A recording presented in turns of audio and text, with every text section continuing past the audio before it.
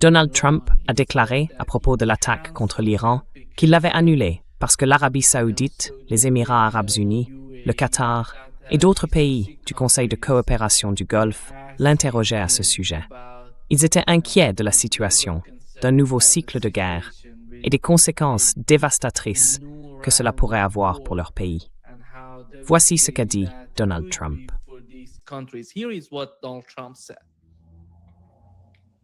Je me prépare à lancer une attaque très importante demain. L'Arabie saoudite, le Qatar, les Émirats arabes unis et d'autres m'ont demandé si on pouvait la repousser de 2 ou 3 jours. Juste un court délai, parce qu'ils pensent être tout près de conclure un accord. Et si on peut le faire, à condition qu'aucune arme nucléaire ne tombe entre les mains de l'Iran, je pense que s'ils sont satisfaits, nous le serons probablement aussi.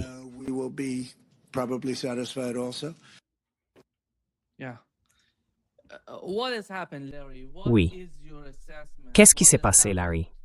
Quelle est ton analyse? Qu'est-ce qui arrive à Donald Trump? Parce que j'ai parlé aujourd'hui avec le professeur Miranda. Ils ne comprennent pas de quoi Donald Trump parle. Vraiment, ils ne savent pas ce qui se passe avec lui. Il négocie, il change d'avis, il envoie des messages à l'Iran, et il dit que les discussions s'améliorent d'une certaine façon. Mais en même temps, il affirme que tout va s'effondrer, qu'il va les attaquer. Qu'est-ce qui se passe avec Donald Trump?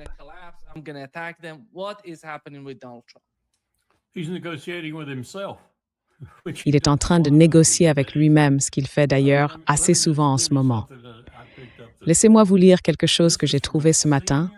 C'est tiré d'un haut responsable américain. C'est comme ça que c'est présenté. En général, ça veut dire un membre du gouvernement ou quelqu'un juste en dessous. Citation: « Nous ne faisons vraiment pas beaucoup de progrès. » Il parle ici des négociations. Nous sommes dans une situation très sérieuse aujourd'hui. La pression est sur eux pour qu'ils réagissent de la bonne manière, a déclaré ce haut responsable américain. Nouvelle citation. « Il est temps que les Iraniens fassent un petit geste. Nous avons besoin d'une discussion réelle, solide et précise sur le programme nucléaire. Si cela ne se produit pas, la conversation se fera avec des bombes et ce serait bien dommage. » Le haut responsable américain a précisé que les États-Unis et l'Iran ne menaient pas de négociations directes.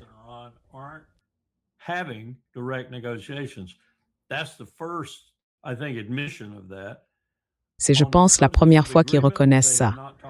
Sur le fond de l'accord, ils n'en ont pas du tout parlé, mais ils ont mené des discussions indirectes pour essayer de trouver un consensus sur la forme que ces négociations pourraient prendre. Alors, avançons un peu en lien avec ce que vous disiez sur l'Arabie saoudite. Et là, franchement, c'est, disons, très difficile à comprendre. Je n'arrive pas à savoir dans quelle direction ça va. Je ne sais pas si c'est lié à la crainte de l'Arabie saoudite vis-à-vis des États-Unis, ou à sa peur de l'Iran, ou encore à une autre stratégie pour éviter un conflit. Mais voici ce qu'a rapporté Reuters. Le Pakistan a déployé 8000 soldats et une escadrille de chasseurs en Arabie saoudite. Ce déploiement est présenté comme une mesure de protection pour l'Arabie saoudite.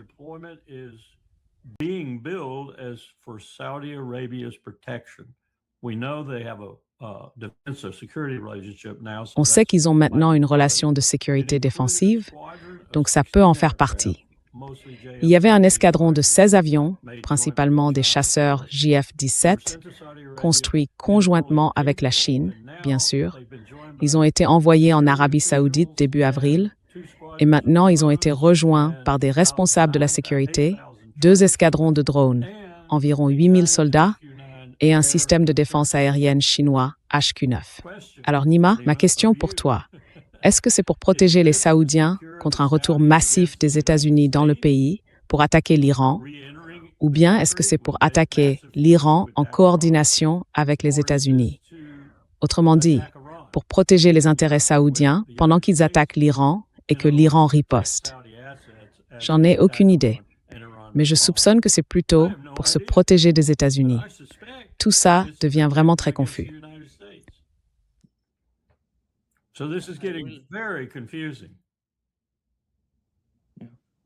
Je ressens la même chose. Vraiment, je pense exactement pareil, parce que je ne vois pas le Pakistan chercher à se battre avec l'Iran. Non, au contraire, ils veulent se défendre. C'est tout l'inverse. Exactement. Oui, Ils sont très proches. Le gouvernement du Pakistan et celui de l'Iran, ils sont vraiment très proches. Et Larry, quand on parle d'attaquer l'Iran, de cette idée même d'attaquer l'Iran, on a des gens, comme le général Keith Kellogg, qui affirment que la meilleure option pour les États-Unis en ce moment, c'est d'attaquer l'Iran, pas de négocier avec les Iraniens. Voilà ce qu'il a dit, ce qu'il a proposé. Il l'a d'ailleurs répété 2 fois. Une fois sur Newsmax, et encore aujourd'hui sur Fox News.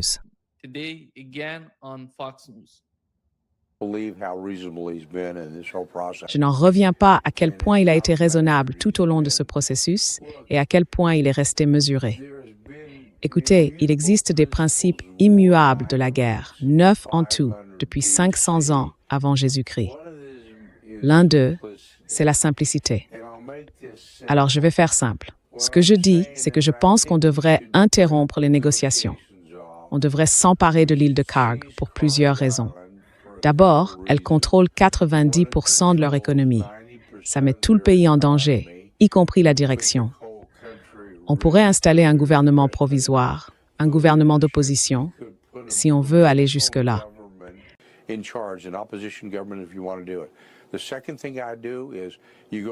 La deuxième chose que je ferais, c'est d'aller à environ 500 km à l'est, de prendre l'île de Karg, qui est un centre de commandement et de contrôle pour le détroit. On y déploie les marines. Ensuite, la troisième étape, c'est d'aligner les dragueurs de mines de la classe Avenger et d'escorter tout le monde hors du Golfe du côté omanais si on veut le faire, et de dégager complètement le détroit pour la suite. Écoutez-moi, je ne fais absolument pas confiance aux Iraniens, ni aux gardiens de la Révolution. Et on tombe exactement dans le piège d'Arakchi, leur ministre des Affaires étrangères, dans le scénario qu'il a lui-même écrit quand il a publié son livre sur les négociations.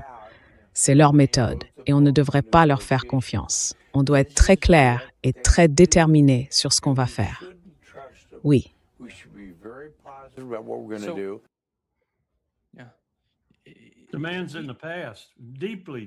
Cet homme vit dans le passé, profondément, mais alors profondément dans le passé. Il est tellement bloqué là-dedans qu'il se laisse pousser la barbe. Franchement, on dirait le Père Noël. Je ne sais pas d'où il sort. J'imagine qu'il est payé pour ça. C'est la seule explication que je vois.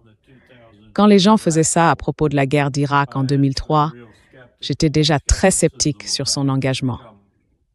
Alors j'y suis allée de moi-même. Je ne l'ai pas fait pour Powell, j'y suis allée seule. Je voulais voir qui étaient ces officiers généraux qui prônaient cette invasion de l'Irak en 2003. Et tout le monde le sait maintenant. J'étais la source dans le film de Rob Reiner, Shock and Awe. J'étais contre. Je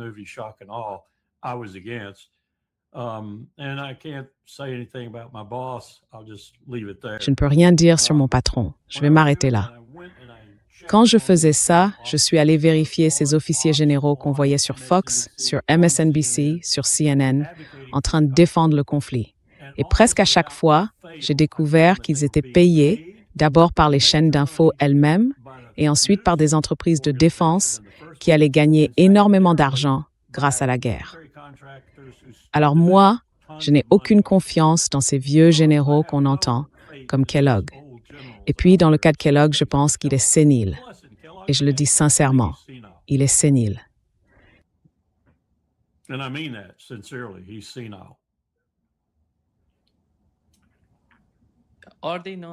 Est-ce qu'ils n'ont pas peur? Enfin, si on part du principe que Donald Trump met vraiment en œuvre ce qu'il prône, je ne pense pas que Donald Trump. Est-ce qu'il va assumer la responsabilité?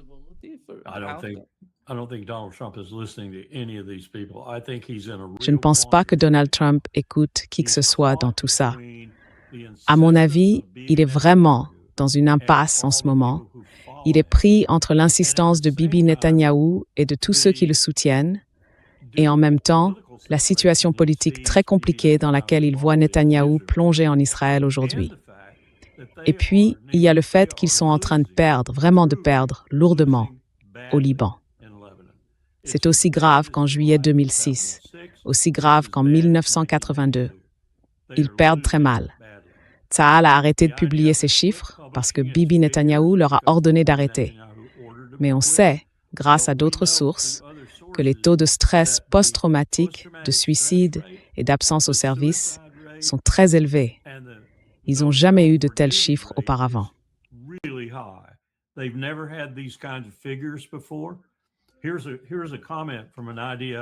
Voici le commentaire d'un commandant de l'armée israélienne au Liban. On sort tous les jours pour des missions risquées, inutiles, en plein jour, et on se fait tuer.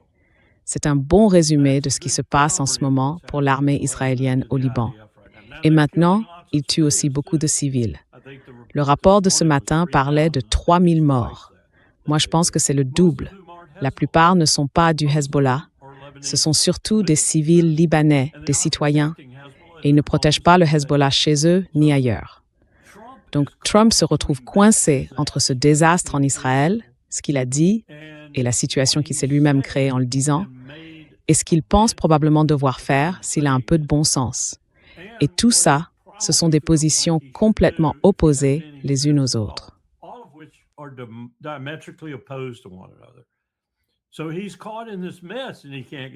Alors, il est coincé dans ce bourbier et il n'arrive pas à en sortir. Il essaye de trouver un moyen de s'en tirer. Il cherche comment gérer Netanyahou. Il cherche comment gérer les Arabes et les autres acteurs de la région. Et au fond, il essaye aussi de trouver un moyen de sauver la face avec l'Iran parce qu'il a perdu. C'est aussi simple que ça. Il a été battu sur le champ de bataille, pour ainsi dire, et battu à la table des négociations. Et rien ne l'a montré plus clairement que sa visite en Chine. Je ne sais pas où on va, Nima. Vraiment, je ne sais pas. Je ne vois pas comment il va réussir à se sortir de cette situation.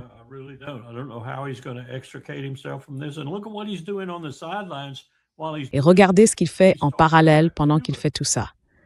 Il parle de Cuba. Il parle à nouveau, en secret, du Groenland. Il parle d'autres guerres, si on peut dire, qui seraient plus simples. Pour détourner l'attention des gens, je ne sais pas. Mais je peux vous dire une chose, il est dans un sacré pétrin, un vrai désastre, et il ne sait pas comment s'en sortir. Il n'a pas les capacités, ni mentales, ni d'expérience, ni historiques, quelle que soit la catégorie de savoir que vous preniez pour s'en sortir. Et du coup, on est tous coincés. On est tous coincés, y compris les Iraniens, dans cette incroyable catastrophe qu'il nous a infligée.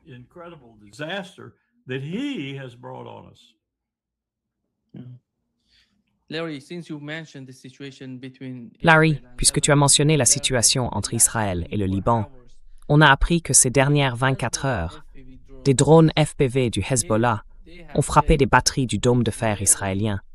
3 d'entre elles ont été touchées par ces drones FPV. Je ne sais pas combien de batteries ils ont actuellement en Israël, mais en 24 heures, 3 batteries touchées par des drones FPV. Je ne vois pas une telle capacité du côté israélien. Il y a une énorme explosion il y a 2 jours.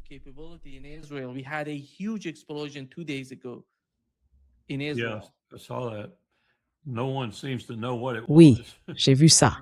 Personne ne semble savoir ce que c'était. Tu sais, Larry Johnson était avec moi et Danny Haiphong tout à l'heure. Au début, je ne savais pas trop où Larry voulait en venir, mais j'ai compris tout de suite une fois qu'il y est arrivé. Il expliquait le nombre de soldats américains qui se sont suicidés depuis le 11 septembre. Il y a eu plus d'Américains qui se sont suicidés depuis le 11 septembre que de soldats tués au Vietnam, en Irak ou en Afghanistan. Plus de militaires américains se sont donné la mort que n'en sont morts dans ces guerres. Et on parlait de ce que ça fait à Israël. Si on regarde la taille de l'armée israélienne par rapport à la nôtre, oui, Israël est littéralement en train d'être déchiré. Ils sont en train d'être déchirés. Et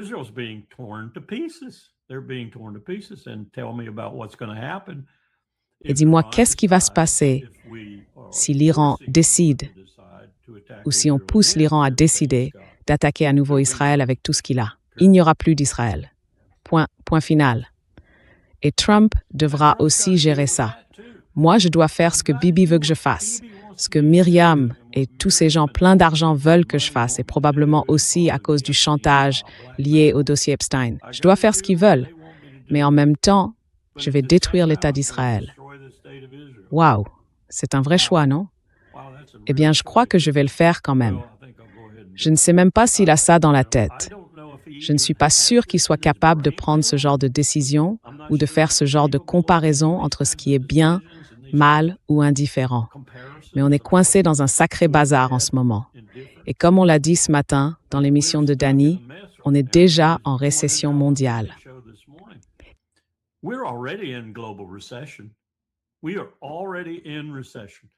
Nous sommes déjà en récession. Si on continue comme ça, on va droit vers une dépression. Et le pays qui peut le moins résister à ça sur la durée, c'est l'Empire. Parce qu'on est dans une situation budgétaire tellement critique en ce moment que tout s'aggraverait très vite, brutalement. La perte de confiance serait immédiate. Et quand on parle d'un empire en train de se disloquer, quand on parle de guerre civile, eh bien on regarde ce danger droit dans les yeux. Et je ne pense pas que ce président comprenne quoi que ce soit à tout ça. Vraiment, je ne le pense pas. À un moment, je me suis dit qu'il devait être l'agent de quelqu'un, qu'il travaillait contre le chantage d'Epstein, qu'il servait des intérêts cachés, qu'il était un agent, tout simplement, parce qu'il ne pouvait pas être aussi stupide.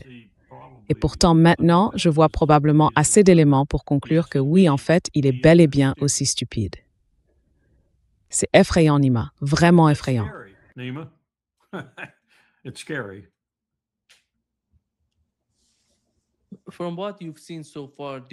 D'après ce que vous avez vu jusqu'à présent, est-ce que vous pensez qu'Israël cherche à créer une sorte de zone morte dans le sud du Liban? Ils parlent d'une zone tampon, mais j'ai l'impression qu'ils ne veulent personne dans cette zone. Et d'ailleurs, la même chose pourrait arriver dans le nord d'Israël, parce qu'on pourrait faire exactement la même chose aux Israéliens. Qu'en pensez-vous?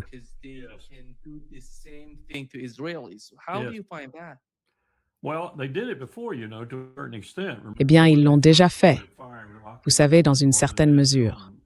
Souvenez-vous, quand ils ont commencé à tirer des roquettes sur le nord d'Israël et que tout le monde est parti, beaucoup de gens ont quitté le pays, d'après ce qu'on m'a dit. Certains ont même quitté Israël tout court. Mais certains sont revenus ensuite, quand Netanyahou leur a demandé de revenir. Et maintenant, ils repartent. Et je ne peux pas leur en vouloir. Je pense qu'ils voulaient aller au nord du fleuve Litani, aussi loin qu'ils pouvaient, pour se positionner en vue de la prochaine cible. Une fois l'Iran réglé, direction le Liban. Mais il s'est encore heurté à un mur, comme en juillet 2006 et comme en 1982. Rien n'a vraiment changé. Le problème reste le même. Les Syriens ne sont plus là en aussi grand nombre qu'en 422, mais ça reste un vrai problème. Et le Liban, ce n'est pas une forteresse facile à faire tomber.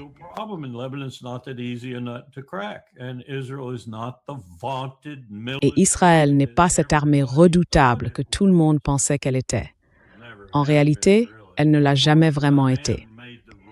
Moshe Dayan avait eu la bonne remarque après la guerre de 67. C'est plus facile quand on se bat contre des Arabes. Ce n'est pas une remarque méprisante envers les Arabes, mais plutôt une observation sur leur capacité à constituer de vraies forces armées. Il suffit de se replonger dans l'histoire de Lawrence d'Arabie et de voir les difficultés qu'il a rencontrées. Regardez aussi tous les autres problèmes qu'on a eus pendant la Première et la Seconde Guerre mondiale avec les armées arabes, qui ne faisaient que se disputer entre elles et n'arrivaient pas vraiment à se battre. C'est d'ailleurs pour ça que j'ai toujours pensé, pendant cette guerre atroce entre l'Iran, donc les Perses, et l'Irak, donc les Arabes, que je savais qu'ils finiraient par l'emporter si le combat était équitable.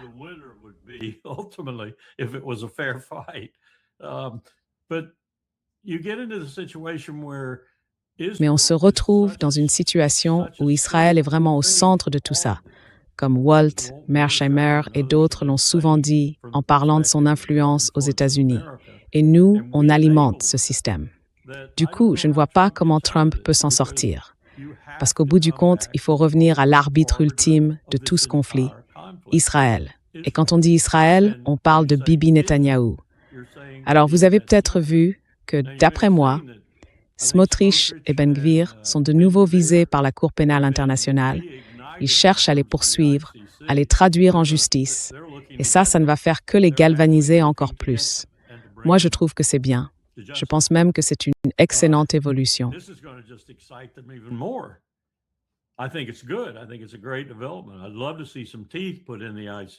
J'aimerais bien qu'on donne un peu de mordant à la CPI, à la Cour internationale de justice en général, et même à l'ONU dans son ensemble. Mais bon, jusqu'où ça ira tout ça? Probablement nulle part, parce qu'on est derrière eux. Et tant qu'on reste derrière eux. Ce matin, quelqu'un m'a posé une question sur le droit international, et j'ai cité Mao Zedong. J'ai dit que, selon Mao, le droit international sort du canon d'un fusil. Pendant longtemps, c'est les États-Unis qui tenaient le fusil. Et ce fusil n'a pas toujours servi le droit international. Mais la plupart du temps, oui. Et s'il le servait, c'était par intérêt. C'était dans notre intérêt d'avoir une communauté mondiale fondée sur le droit. Ce n'est plus le cas aujourd'hui.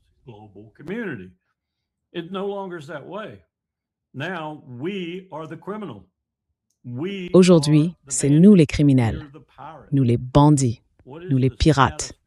Quelle est la situation de l'opération en haute mer en ce moment? Vous vous êtes penché là-dessus?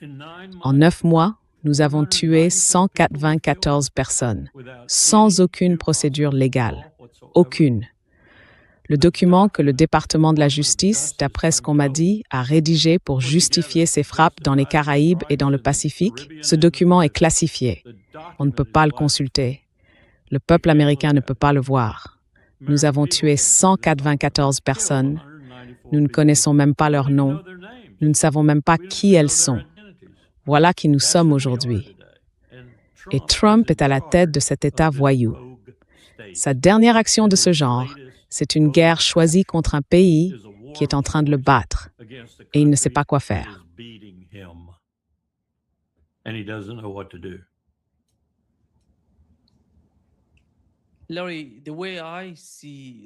Larry, moi quand je regarde ce conflit, je ne vois pas vraiment une grande perte pour Donald Trump lui-même. Par contre, j'en vois beaucoup pour Israël. Et à cause d'Israël, Donald Trump peut d'une certaine manière déclarer qu'on a gagné la guerre, qu'on a frappé toutes les cibles, chacune en Iran, et qu'on peut se retirer de la région. Mais si jamais il se retire de la région, regarde Israël aujourd'hui. Éteins pas. Burke Holosans, mince.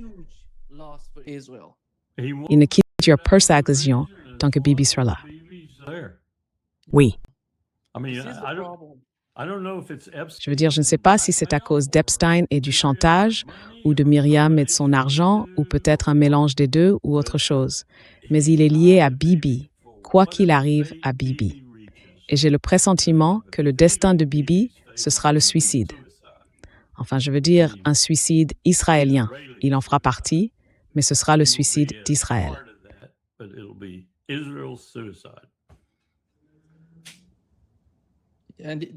Et la raison pour laquelle je ne crois pas qu'on arrivera à un quelconque accord, c'est qu'il n'existe tout simplement aucun moyen pour Israël de conclure cette situation comme une victoire. Pas question. Ni l'Iran, ni le Liban. Aucun de ces fronts ne sera une victoire. Et Nima, je ne suis pas sûr qu'au final, Gaza en soit une non plus. Oui.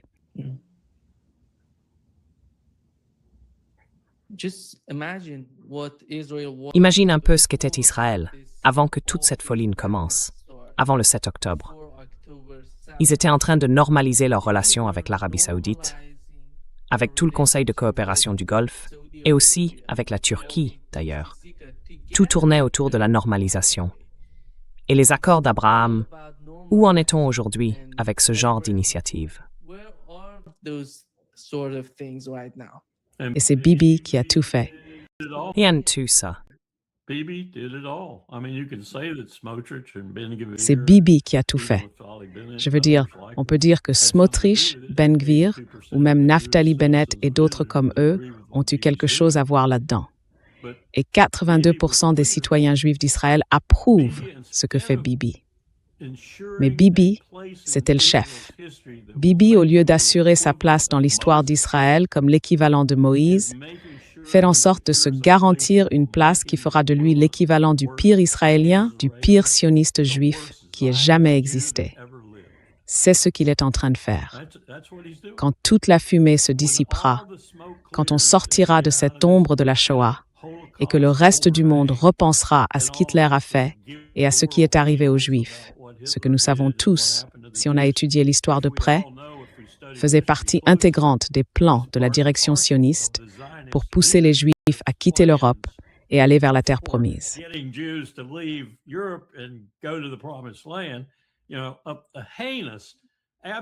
Vous savez, il régnait autour de la déclaration Balfour et de tout ce qui l'a précédé ou suivi une atmosphère ignoble, totalement absurde.